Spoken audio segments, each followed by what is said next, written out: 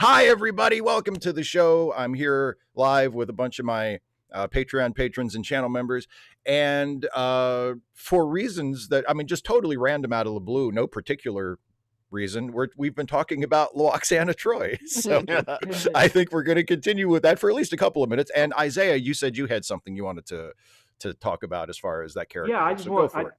I just wanted to add to it, but I actually just looked up the episode name and that the Kyle Riker character, his name is Michael Ryan. Yeah. Just to add to that, and the actor who played him was Mitchell Ryan. his actor is Mitchell Ryan, Yeah. and But he yeah. he played General McAllister in Lethal Weapon. Oh, that yes. Okay, yeah. Okay. Anyway, sorry, Isaiah. Go for it. No, it's okay. No, I was saying, so I never really had a problem with Luxwana. I mean, there's definitely like parts of her where it's kind of insufferable, but I always just looked at her as like a sitcom mom from the 80s, trying to be hip with the kids. Like Yeah. basically she's that meme of Steve Buscemi with the skateboard. And she Hello, just like fellow kids. yeah, she like it's 1990 and the kids are listening to Public Enemy and they're doing like kids, like teenager things and Luxana just walks up and says, "What's up, my youngsters?" She tries to be hip. So I've always just looked at her as like an 80s sitcom Well, mom. she's 80s hip hop mom plus sexual harassment. Isaiah, you just put something in my head that I've never thought of this before. But when you said she's like a sitcom mom, I flashed on she's like an evil mirror universe version of Mrs. Roper from Three's Company. Yes. Oh because my God. the fashion, the sort of outlandish fashion sense, and Right, she's like very highly sexed. She's always trying to get laid. I mean, with Mrs. Roper, she wants to get laid by her husband, and with Loxana, she's a lot more. It's the 80s with that hairstyle, that Yeah. frizzy curly hairstyle. But again, like for me, the difference is I love Mrs. Roper. Like I would commit murder for Mrs. Roper, and I would murder Loxana. So there's a big difference between. Funny. You know what I think would have worked is if they made it kind of a generational thing. Like if they just had, if they just like sat her down. It's like, okay, mom, look, I understand that in your day when you were young, that it was normal for people to just blurt out other people's thoughts. But this is a different time. We don't do that anymore. Right. Well, and I think she kind of tried to do that. She didn't like directly say that, but I think in the first episode that we see Loxana, Deanna kind of tries to hint at that. She's like, like people don't do that here or whatever. Or no, it's because Loxana keeps reading her mind like with other people around, and Deanna is not comfortable with that. And she says, like, people talk here, Mom. They don't. We're the only people who can read each other's minds. And it's like the Loxana, it's like she just doesn't care. Mm-hmm. She just doesn't care. Right. Okay. I think she doesn't care because she's an ambassador, right? So, right. It's like, what is your problem, lady? Jesus, Yeah. I think my least favorite is Haven. I didn't really care much. That's the Haven. first one. Yeah.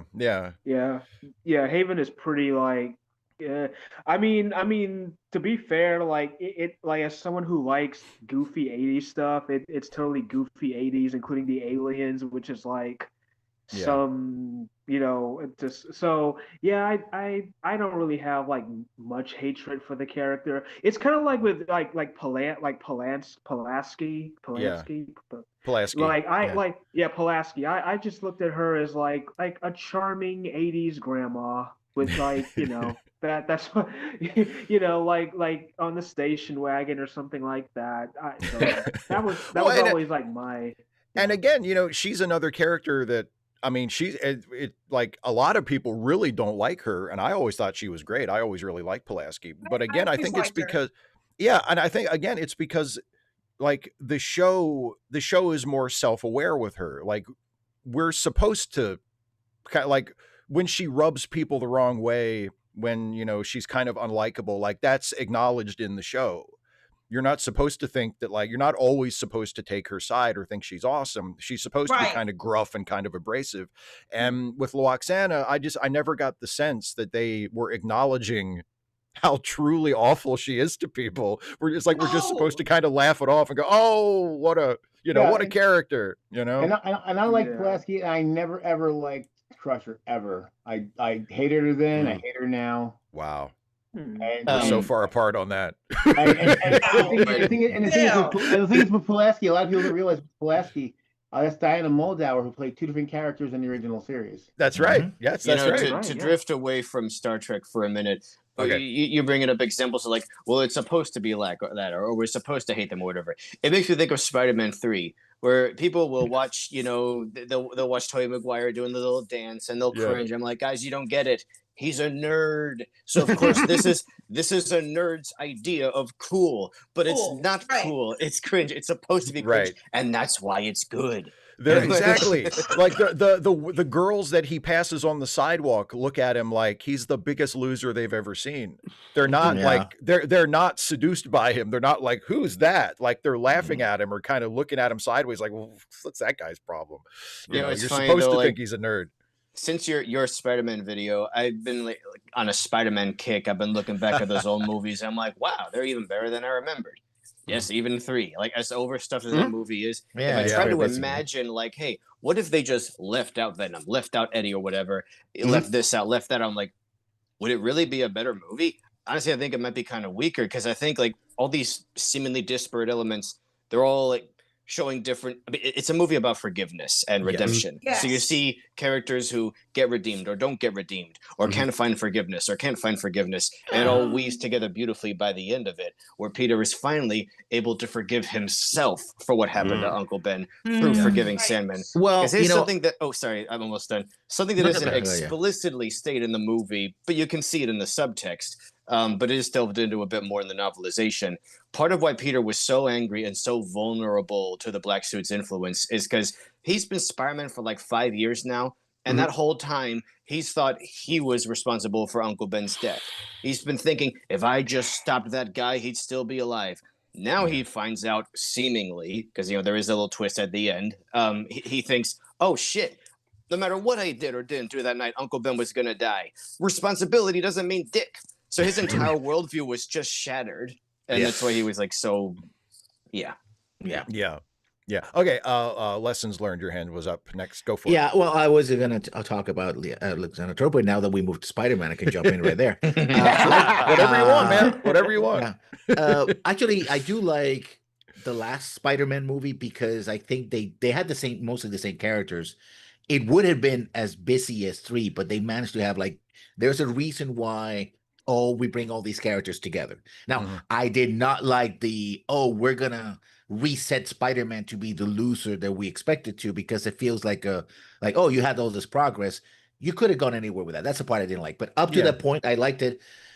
I can see what they were trying to do in 3, bringing all these characters together, but it feels very busy because that unifying point feels weaker, where I think in the MCU version, it feels stronger. Right, because it's like, okay, you have these superpowers, and he's trying to bring, he messed up, and all these people came together, even though the mistake was pretty dumb. But there you go, you gotta go with it. Exactly. So I think that's where it's stronger. And I think with Spider-Man, the difficulty is having the difference between, okay, he should be likable enough that you identify with him, but still be flawed. And I think a lot of people found it kind of cringy because it's like, oh, I don't like him at all, right? When he gets which I think is supposed to be the message, right? You're not supposed to like him when he's wearing the suit. But I think up to this point, after 3 movies, but I still want to like him. Why are you pushing me away, right? I think that's a rejection, because it feels like he's doing the thing with the hands, and you're like, oh, I just want to run away. Oh no, get away from me, right? Where I think that might have been the clash, right? We were with you, Spidey, and then he does that, and instead of going like, oh my God, Spidey is on the wrong track, it's feel like, oh, I don't I just look at how people overreacted at the time, saying this is the worst superhero movie ever made, or the worst since Batman and Robin. Now it was like 10 years since Batman and Robin at that point. It's like, have we forgotten already? And now I look at the dozens of superhero movies that have come out since then, and how many of them have been underwhelming or bad or just mid. And I'm like, God damn it, we were spoiled.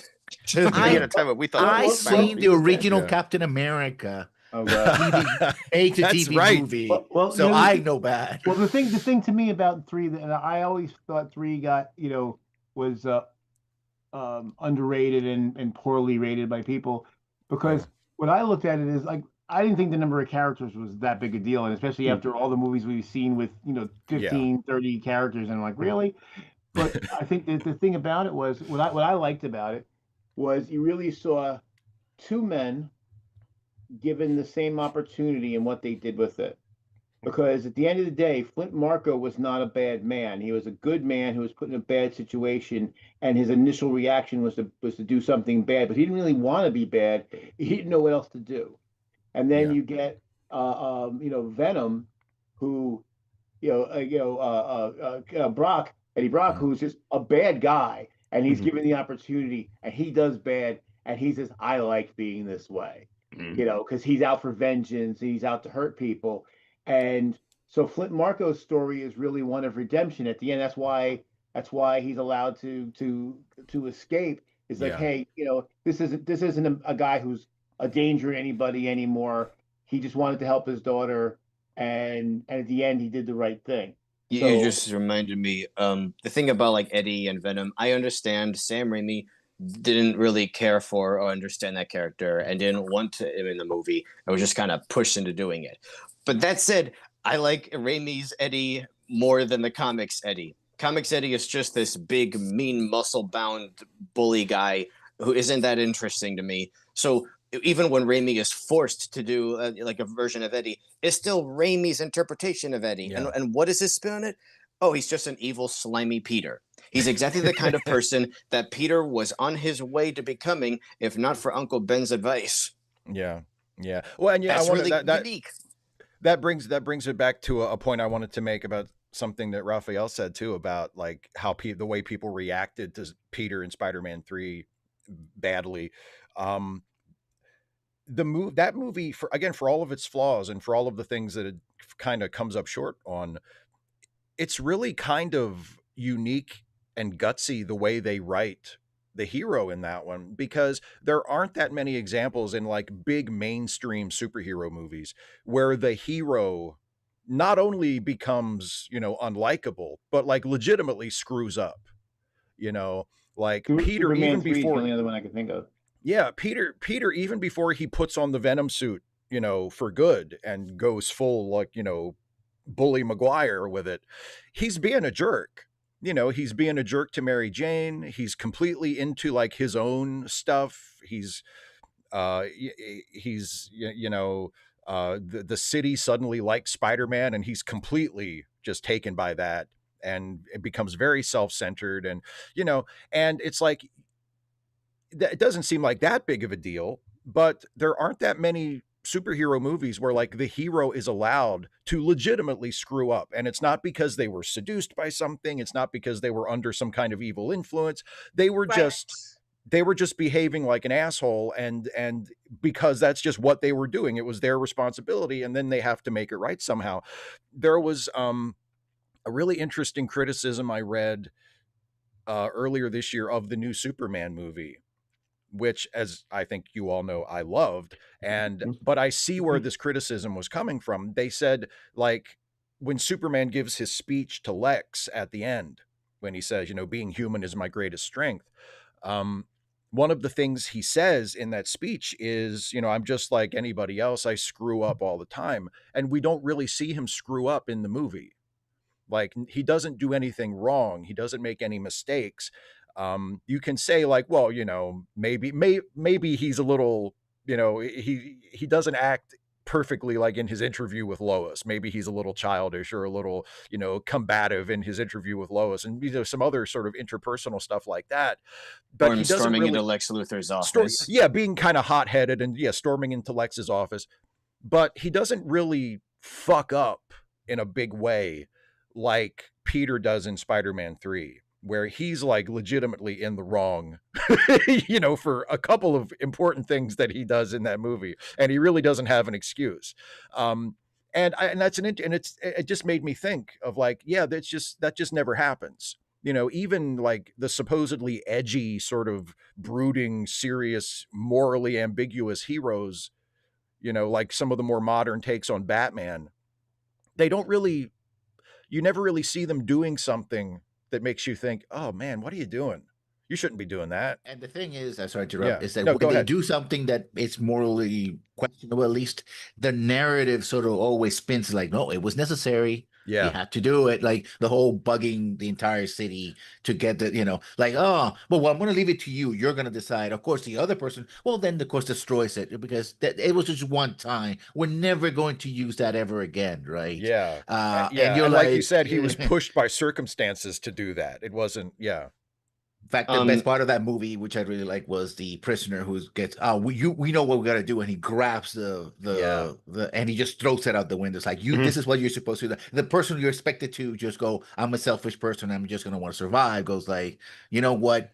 I'm already a prisoner. What worse can you do to me? Screw it. I'm going to throw it away. And the fact also they put a very menacing big black guy holding that.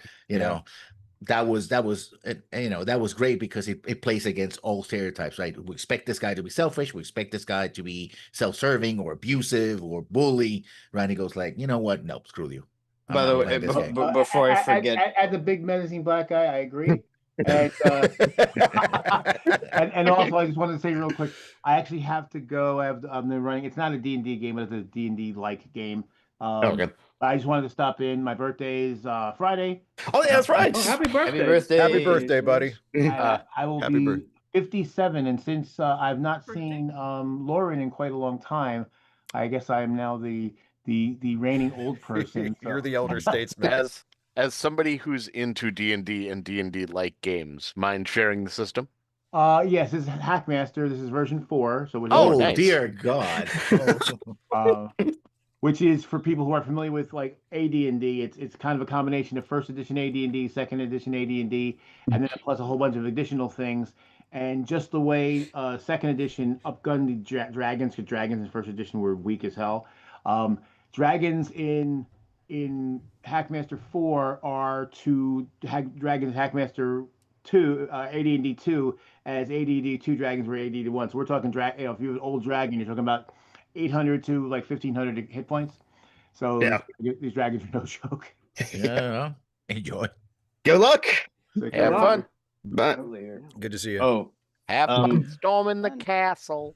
Before I forget, I swear, just about the Spider-Man stuff. So we never got Sam Raimi's Spider-Man 4, but one thing that I still consider canon is the opening montage would have been like, Peter catching a bunch of B or C list villains. He catches Kraven the Hunter, he catches the Chameleon, and so on. And one of the guys he brings into the police station is Mysterio, and they take off a fishbowl, and it's Bruce Campbell. That was something they were seriously planning, and it was storyboarded. And so the idea is that every time you've seen Bruce Campbell in these other movies, it's been Quentin Beck just wearing various disguises. And what I think happened is after the wrestling bit, he's like, wait a second. This guy, Spider-Man, who I named, who is in a red and blue spider costume, and on the sheet his name is Peter Parker. Oh my God, Peter Parker is Spider-Man. And then from then on, he just like follows Peter around and puts on these disguises just to mess with him.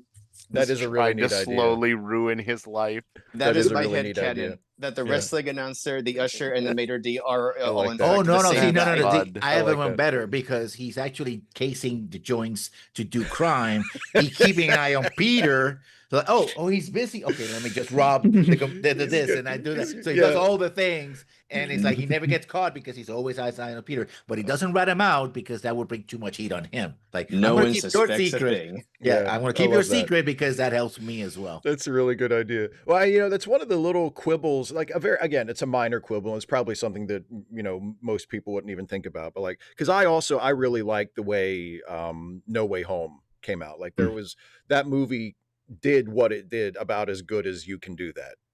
Having like all the different versions come back, and it's super fan servicey, but they pulled it off about as well as you could possibly do that, I thought.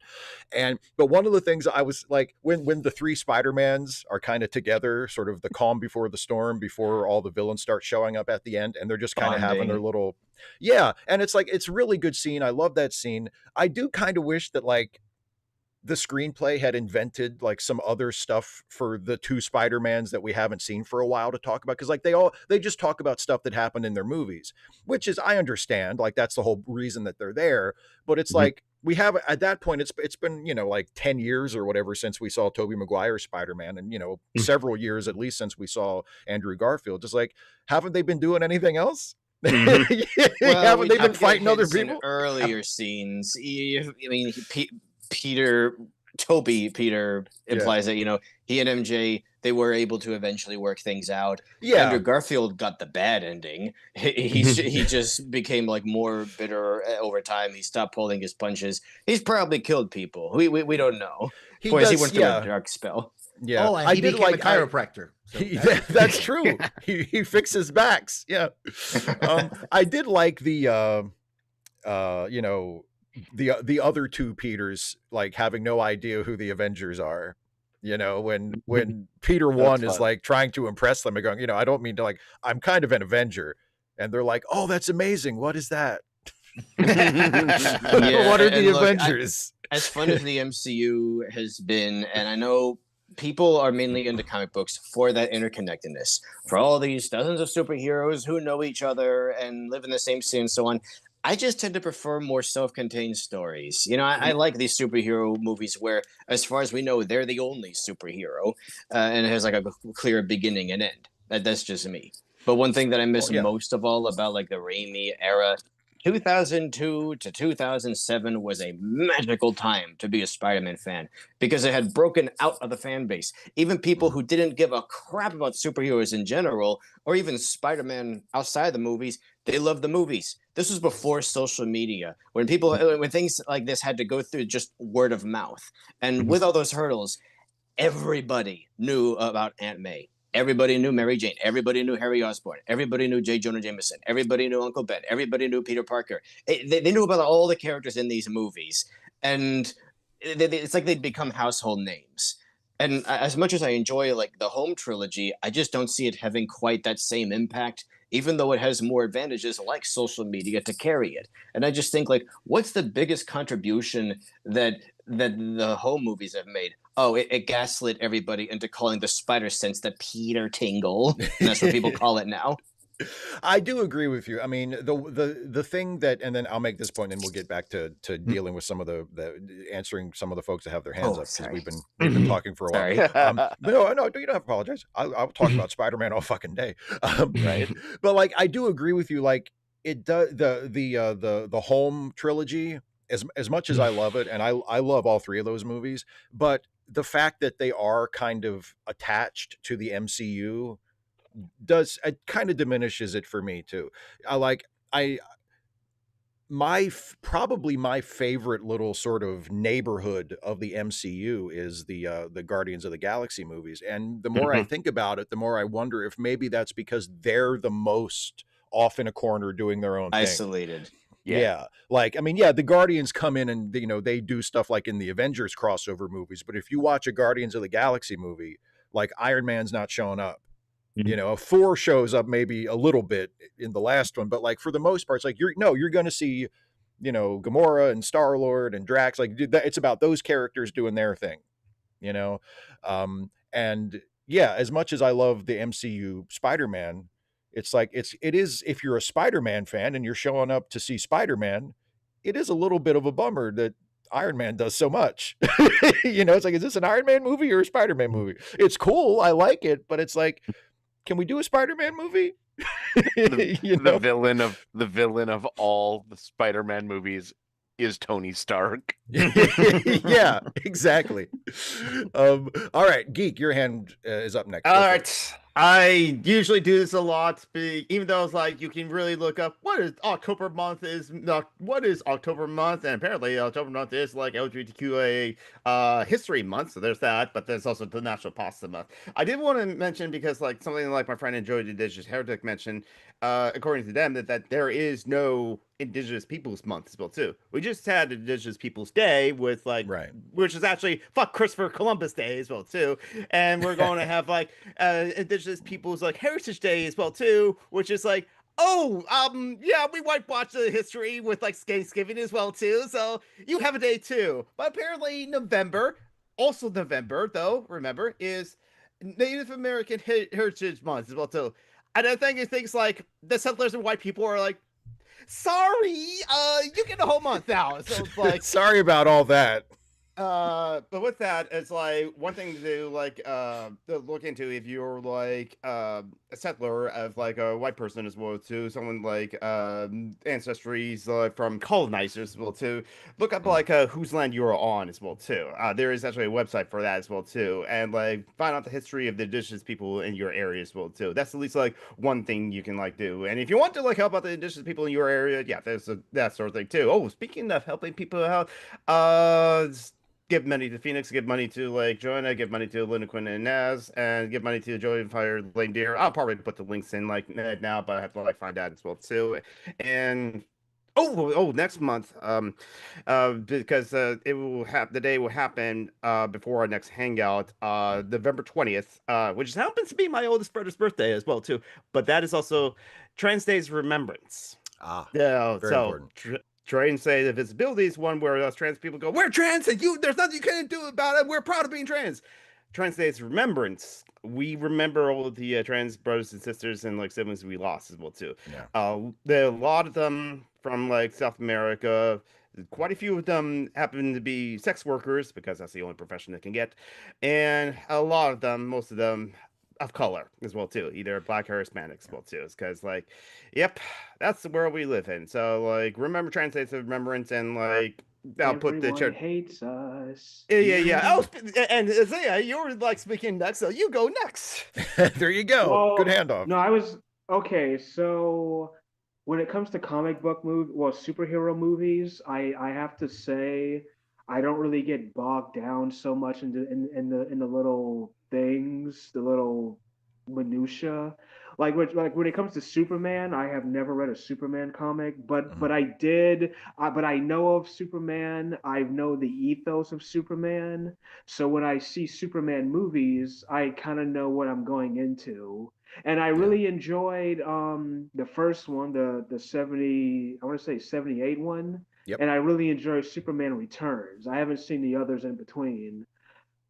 But I did not. But my very first Superman one that I saw in theaters was Man of Steel, and I did not like Man of Steel. I thought Man of Steel was well. First of all, I was kind of just like, why is this such a violent, brutal move? Like why is Superman? Why does he have this? Why does he have this scowl on his face? Superman doesn't scowl like that. I like. Yeah, he's libertarian Superman. That's why. That's exactly right. Superman. That's exactly right. Like his suit is now this like darkened like metallic armor. It's just I don't know. I did not like Man of Steel, and it was my first Superman movie I saw. I just thought it was like this is emo dark Superman, and he's the Superman too. Yeah. Well, there's that moment, that kind of defining moment of the Zack Snyder Superman. It's not in Man of Steel. It's in the next one, the Batman versus Superman movie, where Superman says to Lois in his very grim voice, he says, "No one in this world can stay good." And I'm like, dude, you're Superman, okay? You're not supposed to be saying this shit to us, right? Like, you're seriously. Seriously. But like one of the, or at least like that should be part, if you're going to have Superman have that attitude, if you're going to do a story where Superman loses hope and becomes depressed or becomes disillusioned, like I'm not like against that. Yeah, work up to it and have it go somewhere. Like he's just kind of there. He's just kind of like that the whole time. He's just a mope like the whole time. It's like being Superman is just so depressing to him. And I'm like, this just, it's like, dude, just do a Batman movie, dude. You wanted to do a Batman movie. Just do a Batman movie. And that kind of goes back to my ask away about like, okay, so when I said slapstick, I don't mean I'm trying to think of like a lighthearted Superman movie that's kind of making fun of Superman, but not in like an offensive way. So like the premise is Superman is this, so okay, so he's a black Kryptonian, whatever. Okay. Okay, that crashes to Earth, and he try he has to deal with like racist assholes who are like, oh, why is Superman a black, like it's kind of meant to be like comedic, like okay, like the first scene is he crashes to Earth and there's this like hillbilly cop that tries to shoot him, and the bullets obviously bounce off his chest, and the cop is like bewildered as he flies off, as the black Superman flies off, and um yeah, it's and the plot is the bad guy is this billionaire who wants to commit a genocide to, I Well, that'll do it. guess, bring back bring back this like alien species. I don't know. I'm trying to take things from our society and put them in this movie. Yeah. So, You but know, I want to be comedic about it though. yeah, I think maybe the word you were hunting for earlier is irreverent. If you're not thinking, because yeah, Oh, slapstick kind of puts it in a particular category. But if you're just looking to yeah, be like, yeah, yeah, yeah, irreverent, like just you're not being precious about it. You're not being like, oh, well, yeah. like I I said just when never I heard that word before. Well, I've like I heard the said word. when I just need to look at. Go ahead.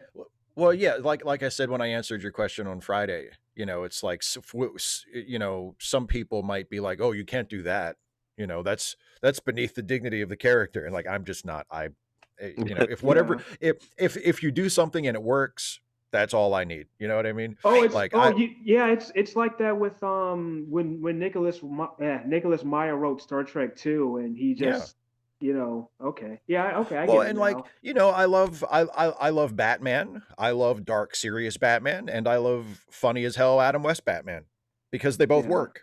Because they Yeah. both work.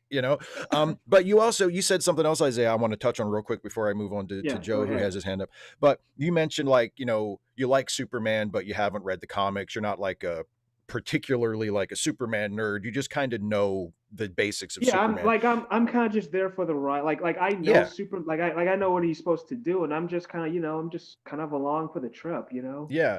And I would and Nick earlier mentioned like when the Raimi Spider-Man movies were coming out that was like because Spider-Man kind of went mainstream and people were seeing those movies and liking them even if they weren't comic book fans. That was one of the nicer things about seeing how popular the new Superman movie was over the summer is, going on like threads every day and seeing how many people had seen the movie and were not like lifelong Superman fans who had read the comics and watched the cartoon and everything, who just went to see a movie that they heard good things about, and to see how many people saw the movie and really liked it. And because it Still seems haven't like seen it, so no spoilers. no Still haven't spoilers. seen Superman wins. it. but like, but like, Clark Kent is Superman. Clark Kent is Superman. I hate to spoil it for you, but like, there's there's such a tendency recently with the way like especially like franchise media and famous well established IP centered stuff, the way it's presented, it's all so siloed and isolated and insular, and it's like everything is targeted to a specific audience. So if we're making a new Star Wars thing, it has to make the Star Wars fans happy, and if we're making a new Star Trek thing, it has to make the Star Trek fans happy. And it was nice to see a Superman movie that made everybody happy, that wasn't like Yes. laser focused on Yeah. existing people who people who Yes. already like Superman have to like this and that. It's like, no, everybody can watch this movie, and if you've never heard of Superman before, that's fine. You'll get it, you'll Even understand what's going on, and hopefully you'll like it. but even yeah, going but so far as like adding plot points that would like are almost seem designed to make long-term Superman fans angry if they Yeah. care about that continuity. Yeah. yeah, but I was just and we'll get to and I'll be quick and let Eddie talk, but Okay. well, it's like what was that word you used? That Irreverence. not being Irreverent. yeah, Right. yeah, irreverent. So, cause okay, so could you say that about Godzilla 1998? Because I just watched that a couple of days ago, and I think people who are like hardcore uh, Godzilla fans might say that yeah, about Godzilla 98. It yeah, is like absolutely I agree, irreverent. but see, I thought okay, I've seen Godzilla films since after that, and Yeah. the '98 film will never compare. But I mean, I do think I think the 1998 one is funny. It's stupid Yeah. and goofy, and that's what I like about it. Yeah. And like that's a movie I would I would make, but I know if I made that movie and it would piss people off. So Isaiah, like have you? I was wondering about, so when people say irreverence, I'm trying to just wonder, like, because people can either like a different alteration or they can hate it. See, I personally like Oh '98 yeah. Godzilla, even though I've seen Godzilla movies since, including the originals, and the '98 one's a travesty, but it's fun in a standalone context. Yeah. It's a goofy fucking movie. I love it. It depends. It really depends on how the individual person feels about the thing you're being irreverent toward. You know, like I was Yeah. saying about like some people have their favorite version of Superman or Batman or Godzilla or whatever, and anything that goes outside of those lines, they just immediately reject it. You know, they're like, "You're doing it Yeah. wrong. Godzilla does that's not Godzilla. You're doing it wrong." And they don't even care about what's in the movie. They just see that something doesn't match what they think it should be, and it's completely off for them. Whereas, you know, a lot of other people, I would put myself in more of this category. Like I like seeing people take different approaches, and just Yeah. just in life in general, I think irreverence is a nice quality to have. I don't think we shouldn't be too precious and too like worshipful about anything, like even stuff that we love. We should be willing to make fun of it or willing to look at it from a different angle or not treat it like, you know, a religious icon. Like, I Yeah, just like don't the think that's Shroud of healthy. Turin. Yeah, I don't think that's healthy. I think you should be able to, you know, you should be flexible about stuff. And you don't have to like everything, like you know, saying like, I want people to interpret characters differently. It doesn't mean I'm going to like every single one. Some of them I'm probably going to think are terrible, but the general idea I think is good. Like let people do different, especially if it's something that's been around forever. If it's like a Mickey Mouse or a Bugs Bunny or Superman or Batman or whatever, and it's passed through a million different hands already, let people take a crack at it. Let somebody do a different version and see if you like it or you don't, you know? I think Joe was fixing to ask me a Yeah, question. yeah, Joe, Yeah. go ahead. Have you seen a bunch of the uh Tokuzaku films and the older Godzilla stuff that is legit has completely lost all of the social commentary and nature always come like No, I before haven't. before 98 Well, Yeah. Godzilla well, was a big dumb action film. There Yep. Yeah. were big In the dumb Yes. 70s, yeah, the 60s and Yes. They were 70s children Godzillas movies. are just that. Yes. yeah. Well, okay. So I haven't seen the ones from that far. I need to do that. I saw some of the ones they made in the '80s, and then I saw a Godzilla 2001. Yeah. But I don't know. It's just like for some reason the '98 one is like, because like that got me into Godzilla. So when I Yeah. like so when I It's your when first. I It's always your watch first. Mhm. yeah, Exactly. it's my first. So when I watched the ones with Elizabeth Olsen and Kyle Chandler, I was like, okay, like I understand like what they're talking about here, but it the '98 one was just Yeah. it was a ride, and I liked it. It's like with Armageddon. It's like I like movies that have a commentary and things like that. I don't get me wrong, I love movies like that. But Yeah. then there's just some movies where I just want to go and just turn off my brain, just eat the popcorn and just watch these Absolutely. people just go to town and do their Absolutely. job. So yeah. My first Godzilla was Godzilla versus Megalon. So, I mean, and that will always be the first thing I think of when I think of Godzilla. Even though I mean, obviously I've seen worse Godzilla movies than that. I've seen way better Godzilla movies than that. Mhm. But when I I think still of need to Godzilla, yeah. I think of Godzilla versus Megalon. That's how he looks, that's how he acts. Jet Jaguar is there. You know, like that's Oh Godzilla my to me. goodness. Like let's say all of like the Gameron films are Yeah. essentially that tone. Yeah.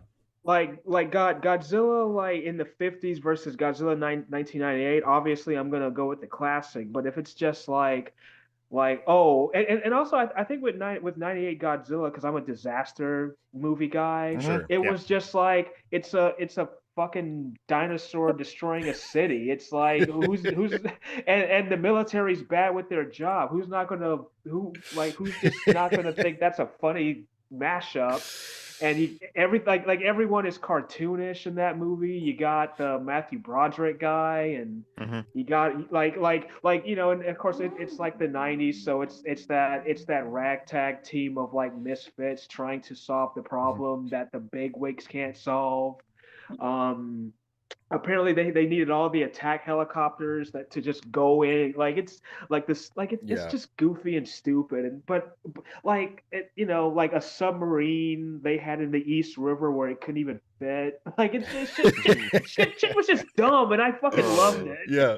No, I'm right there with you. That's you're describing why I love the Godzilla movies I love. I mean, except for Godzilla -1, which is just a fucking masterpiece and is incredibly serious and will break your heart. But it's just like, it's often in its own category. Own universes. It is definitely Logan compared to the rest oh my God, that's a great comparison. I've told people before, who haven't seen it, who are also, I mean, but when it first came out, because now pretty much everybody who's a Godzilla fan has seen it by now, but like, if you're a Godzilla fan, especially if you're like me and you were raised on like the goofy, like 1970s Godzilla, see Godzilla -1, but be prepared for it to ruin Godzilla movies for you, because like you'll see that and you'll be like, oh my God, this is so fucking good.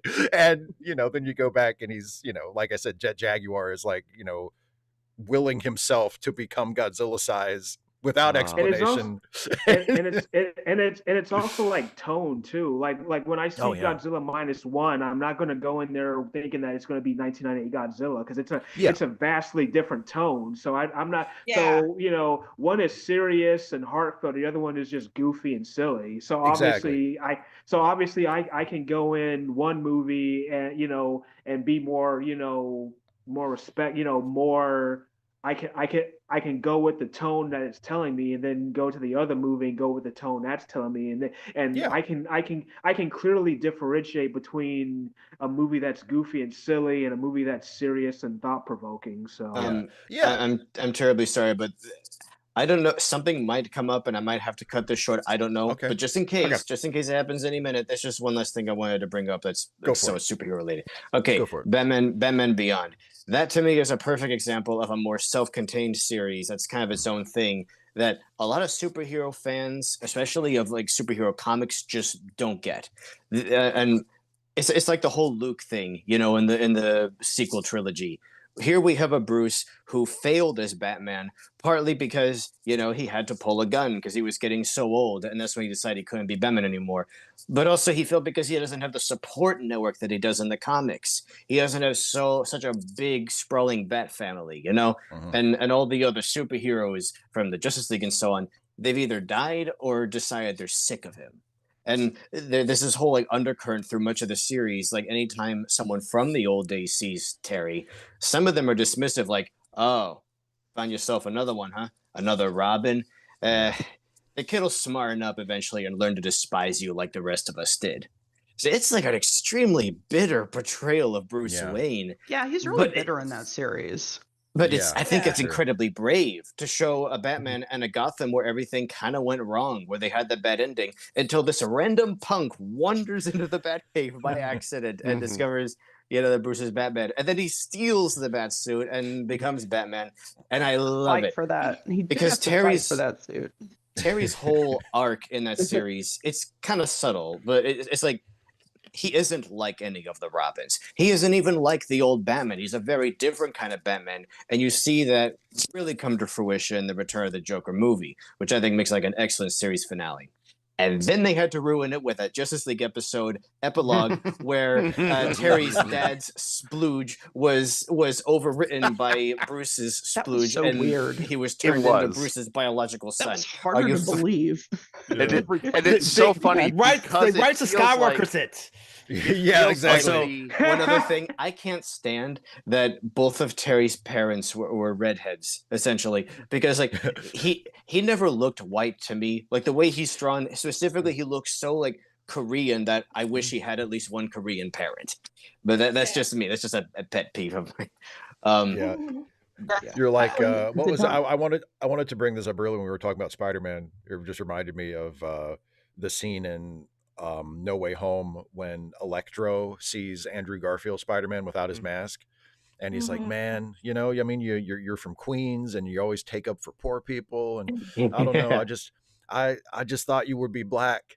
And I love Andrew Garfield's reaction. He goes, oh man, I'm sorry. sorry. And he seems genuinely, he's like, oh, I'm sorry. I forgot one little thing about my tangent about Batman Beyond. So look, the reason I bring this up is because there's been a lot of Terry slander in the last week or so, especially, and people say that the character is invalid. That Batman Beyond fans, they just like the aesthetic and the vague idea of a Batman of the future. But Harry is such a hollow, interchangeable character. Nobody cares about Terry. Terry doesn't have the staying power of other.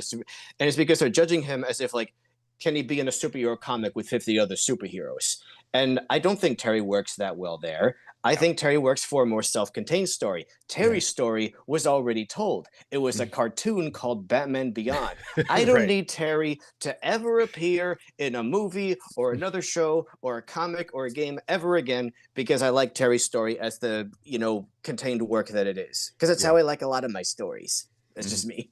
No, I'm the same way. I'm the same way. Okay, Joe, your hands up. Go for it. Before I get to the point, which is way back to the Spider-Man thing, I wanna talk about like drum off of something that Nick said, like talking about the Bruce that was that type, and it's so funny because a lot of the writers either were inspired or were the same writers that ended up doing some of the later Justice League Unlimited and that. And Bruce feels like the Bruce that would become the Batman Beyond Bruce.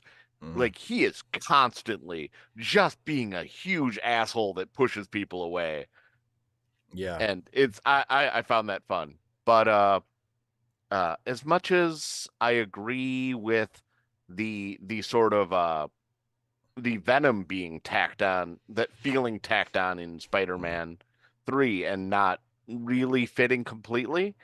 The things they did with the black suit was so good in Spider-Man 3 that it legitimately like changed all adaptations, even like when they essentially re-added in the symbiote stuff back into the comic books. From a thing that was just evil that made you evil. And on the original, what was it? I'm trying to remember where the black suit was added. Secret Invasion, I think.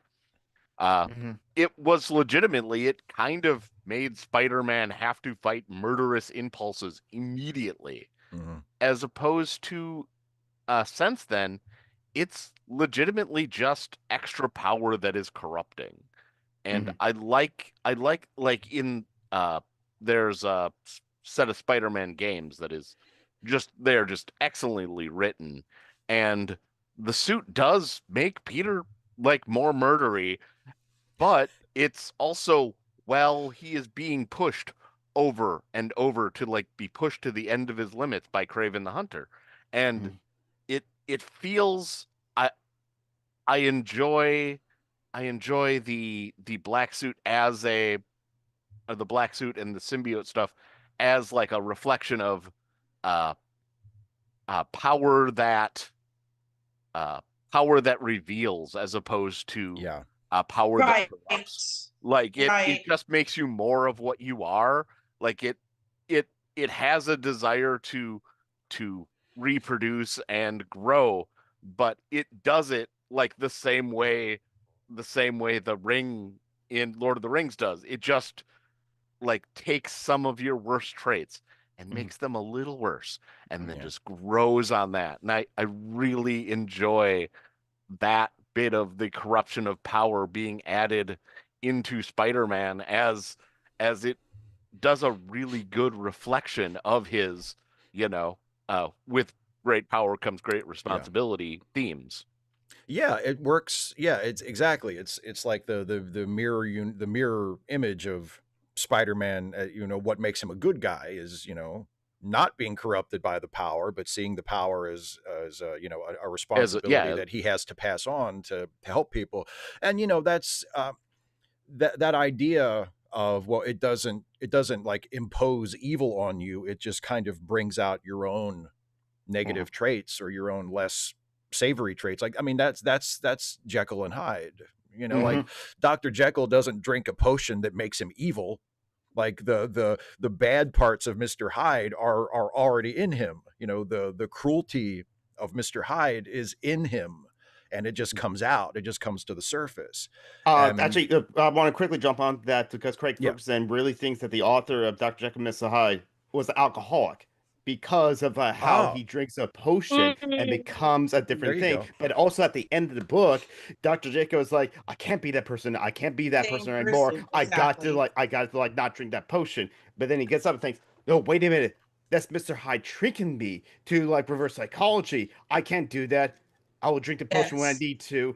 And Craig Ferguson, who's a recovering alcoholic, read that as like, this author must have been an alcoholic, but that's, I guess, exactly alcoholics think that way as well too. They will convince themselves to go back to the sauce. Absolutely. But anyway, Eddie. Yeah, Edie, go for it. Edie. Sorry. Edie. I mean, like the ice cream, like the ice cream, right? Like the ice cream. Yeah. Yeah. Sure. and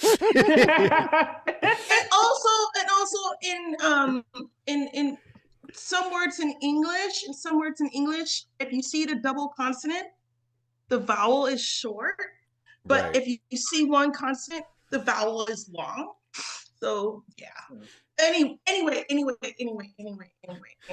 So is it like the one with the 2 dots on the top of the letter, something like that? Right. Right. Because Saint Edith, it's so old. God, I'm old, but not that old. Not yet. Not yet. I'm only a few years older than Steve. So please don't put me in the grave yet. Jesus, Really, two things really quick. One serious, one not. I'll lead with the serious one. I'm out, and after our talk, I'm on my way to do some food packing for boxes. If you guys have a spare $20, I feel like a beggar on the street. If you guys have a spare $20, please contribute to the food bank in your area, especially for this upcoming November. If it is indeed the case that SNAP is not going to be ready for folks for November, this is going to be really hard for people, especially for, and I know it's kind of like a shallow thing to think about, but especially here in North America, in the United States, we're coming into our holiday season. So the next 8 to 9 weeks is holiday season, and it's going to be kind of rough for people to make their, Happy Genocide Day dinner. It's going to be rough for people just to put milk and eggs out on the table for kids. So if you have a spare 20, and it's hard because inflation, but if you have a spare 20, please donate to the food bank of your choice in your area, your neighbors. Even though a lot of your neighbors are assholes, your neighbors are also being affected.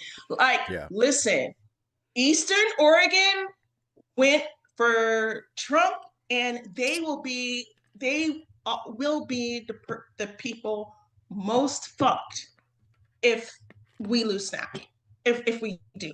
And you have to acknowledge that they're assholes and that they need help. The Catholic girl in me coming out. All right. fun stuff for Sunday. So it's Okay. and it's kind of linked. I've been using this, and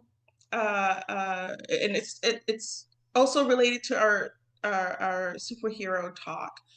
I've been going. I really mean this to Isaiah. You're in for a treat if you decide to get like a Superman compendium and start reading. It's Superman. really What now? it's Compendium, if you like get yeah. an like omnibus or a Okay. compendium, so it's a collection of all of the different comics together. So you don't have to like pick up individual comics, especially from the past, because they can be really expensive. Yeah. It's really fun because Superman has all of these abilities. But you have to also remember he's a journalist too. So he's a journalist and he's a detective. So it's really fun. Even though he has all these powers, he still has to piece things together. He still has to like follow leads. He still has to like do all these things to make a case that, God damn it, is Lex Luthor or one of his many minions. And it's also hilarious how anti-capitalist so many of the Superman comics are versus a lot that's in DC. So you have Batman, who's like billionaire playboy, and he throws his money around, but to further the good of Gotham. But with Superman, it's all of the evil shit people do is because they're being corrupted by greed, by money. And it's amazing how, by profit. So it's amazing to watch and well, not watch, read these stories and see how, people who would have been good, they've been corrupted. They've been absolutely corrupted by, profit motive or money, and or some way to advance themselves in this way. So you're really Right. you're seriously in for a treat. You're seriously in for a treat. You really are. Where can I find the omnibus? It's available at most comic books and retailers. There's a as bunch well, of too. different ones. Yeah, I know. Like I can just tell you from my own experience when I was first getting into Superman comics, when I was like a preteen or a teenager. DC published a couple of different volumes that were just called, I think they were just called Greatest Superman Stories Ever Told. Greatest Superman Stories, yes. Yeah. Mm-hmm. And they that was my intro. Yeah, me too. And they had like, maybe 10 or 12 stories from like all different, from the 30s on through, the 80s, whenever it was published. So you get, Golden Age Superman, Silver Age Superman, some more modern Superman. And yeah, it's just like a sampler of Superman stuff from throughout the character history. And yeah, that's and I did the same thing with Batman. I can check eBay. Yes, you can. I'm sure you can find it. Yeah. But believe it or not, you could probably find it at local libraries, that sort of thing. It's because they're hardbound. They tend to be hardbound or paperback bound, and so you can actually find them at many libraries. If they're not at the local libraries where you are in Florida, and I highly doubt it. You can also use interlibrary loan to access them. But you're really in for a serious treat. They're funny, they're smart, and the artwork is the comic book paper is not the best, but when they put it into those compendiums, the artwork is just bright and beautiful and expressive. You're really going to enjoy it. Hey, Edie, are you well, right? Yeah, and I'm gonna see if I can find a copy for the holidays. But are you a Calvin and Hobbes fan? Oh, I have a compendium upstairs. Okay, because that's the comics I got into. I love Calvin and Hobbes. Yeah, so Calvin much. and Hobbes are great. Yeah. Last bit, and then I need to shut up really quick because we're coming up on time. Okay. Yeah. last bit. Um, and speaking of corrupting and corruption and money, the last couple of weeks I've been diving into this book about Prince Andrew Oh boy. in Britain, and and now this memoir I have stored on the Kindle here from Robert's Gouffre, excuse me. And Yeah. let me Yeah. tell you, just to wrap this whole bit up, it is shocking to me, or maybe it shouldn't, because I'm a girl from New York City. It is shocking to me how you could be born into such privilege and yet just be such an empty void, and nothing is enough. You're born rich, and you just allow yourself to be around people who are corrupting. And a friend and I was ranting about this to a friend, and she's like, of course, because the whole thing is that he was raised in a corrupt institution. Monarchy is bullshit. And if you're raised in such a corrupt institution and you're not that discerning or smart in the first place, of course you're corrupt. And of course he allowed himself to be, he's a corruptible and corrupted individual. And it's amazing like how far the web of corruption goes in our Western society, and how much they simply just live for momentary pleasure and nothing else. And it's a hell of a read. It's a hell of a read. 10/10, I do not recommend it. Actually, if you want to have yeah. I know what you mean. But if you want to hold on to your ideals of humanity, Yeah. but it is entitled, Andrew Lowy is the author, and the irony is that Andrew Lowy, I didn't watch interviews with this author. He's like, oh no, I'm a monarchist, and I'm shouting to the TV, of course. No, you're not, actually. You literally made a case in your book to get rid of these fuckers, my friend. And with that, I'll shut up. I love you guys.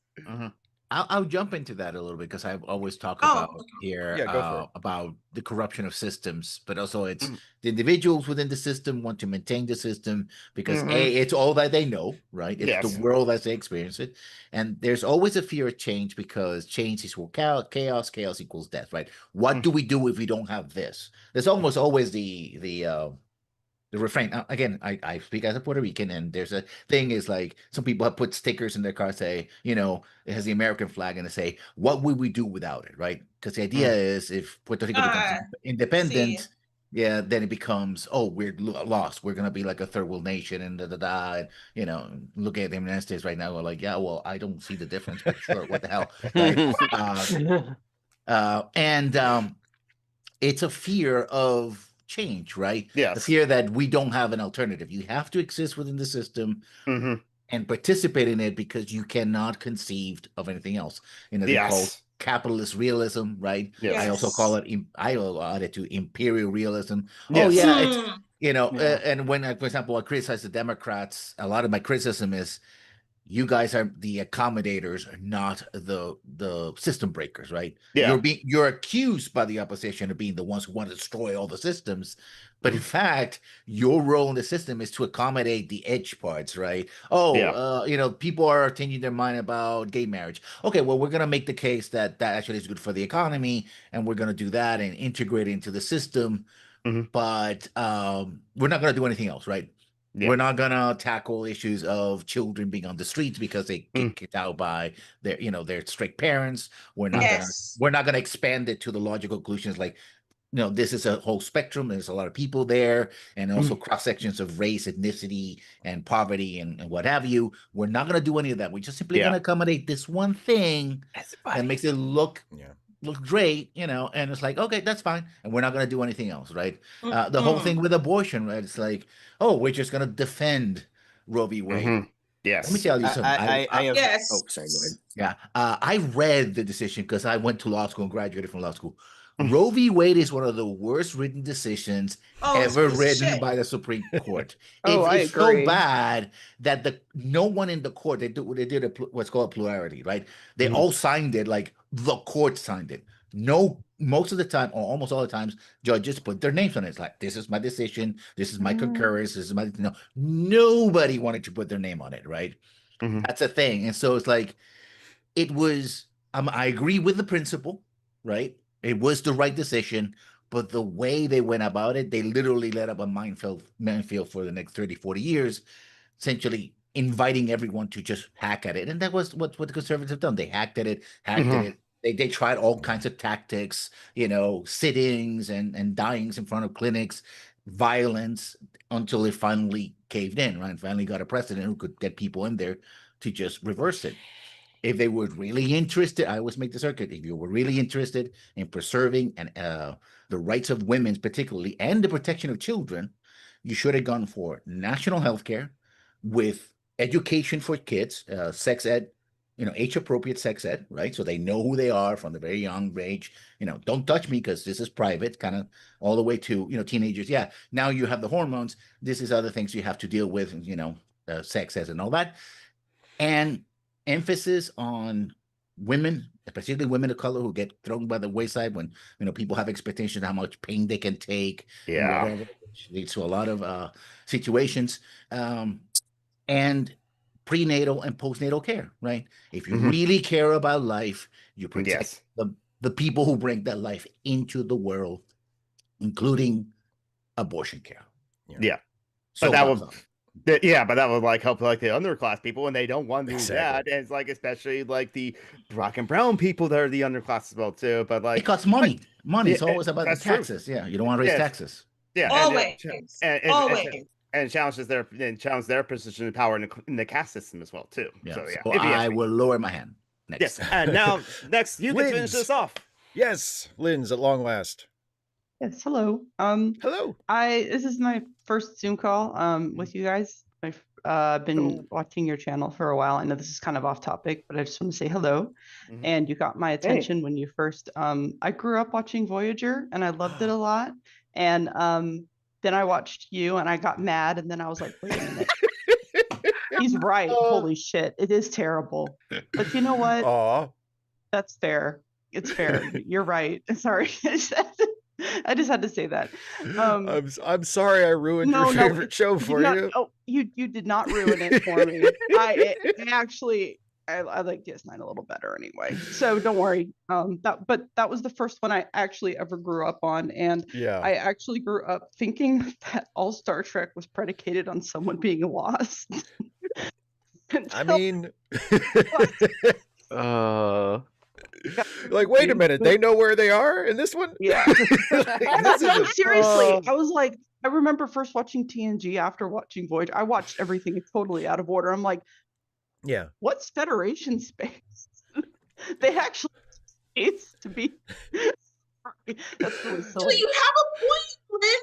Like, and it's space. What is Federation space? Can you own space? Is there like a fence?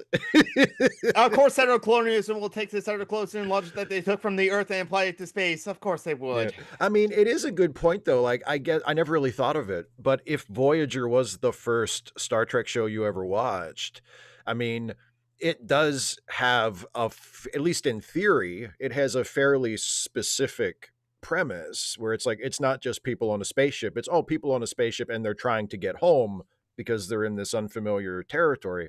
And then if you watch that and then you go like to the original Star Trek, and it's like, so what, they're just going wherever they want to go? Right. or especially I always right after, it's like, they're not even really moving anywhere. Why is They're it not called even Star Trek? they're not even going I anywhere. They're just always at this place all the time. Go ahead, Well, that Isaiah. well that was my premise for the Star Trek show I'm developing is where Yeah. where this ship actually goes to real life places that we don't really see that in the show. Like they always go to some planet with a Roman numeral at the end, but I'm like, you guys didn't want to go to like, let's see, the Orion Nebula, which has a lot of like proto solar systems that you guys could be studying. And pirates. Like you Yeah. didn't Well, want to go there. yeah, exactly. Exactly. And pirates. Well, and you know what's funny is like some of the places that they do, I mean, it doesn't ever really amount to anything. Like it doesn't matter what the place is. Like if you're, like you're talking about with your idea, Isaiah, like they'd be going to like a specific location in the universe that we know something about, and they would be going to that place particularly like to study it. But like Wolf 359, that's a real place. Like that's a real star. Yeah. But it doesn't matter. Like that's just a name they picked for that location for that to happen in the show. Like there's nothing specific about Wolf 359 that makes any difference to the fact that there was like a big battle there. Yeah, it's just a name. But so they do work in real stuff. Like a lot of the locations that they kind of just mention offhandedly are taken from real stars or real objects that we've named in the universe, but it usually doesn't matter. Like when they go to M33, which is a real galaxy, it's called Triangulum. Right. Yeah. Exactly. I just want to say real quick. I know Lindsay's looking probably to other videos away. I'm the biggest I'm Jesse's biggest cheerleader here, and she probably if ever meets me, go like, "And who are you again?" Anyway, Jesse Gender, a great Star Trek and general discussion channel. Jesse's great. She did a great video. I think Steve was part of that video about the current Star Trek situation. I will say that one of the biggest and one of the things that really kind of upset me, aside from the first episode, was the whole second season legal episode, because the one thing, again, from my perspective, that I noticed was that these people, there's a strong and argument to make, anti-colonial argument in that vein, saying video about two things. First of all, these people left the Federation because they're getting crowded. Why did they do that? And then when she tells about being a refugee, it's like, wait a minute, a bunch of humans showed up and they outvoted you. They became 51% of the population, so they made your culture illegal. How are we not talking about that? Because that goes against the first directive, like non-interventioning of Starfleet and all that, which I discussed. Like, what the heck is going on in this Star Trek? Okay, that humans can just show up in your planet and go. Thank you for saying that for me, Amano. Thank you for saying that for me, because I liked that episode, and at the same time, I'm having the same questions. Like, who the fuck are you? White people? Right. Who invited you over here? Right. And I've had like this discussion before with some online friends, and we've all like said like humans are the white people of this galaxy. Definitely. We kind of are. I have some good news to share, but I'm gonna wait until after we're off the air. Oh, okay. Yeah. It won't be long.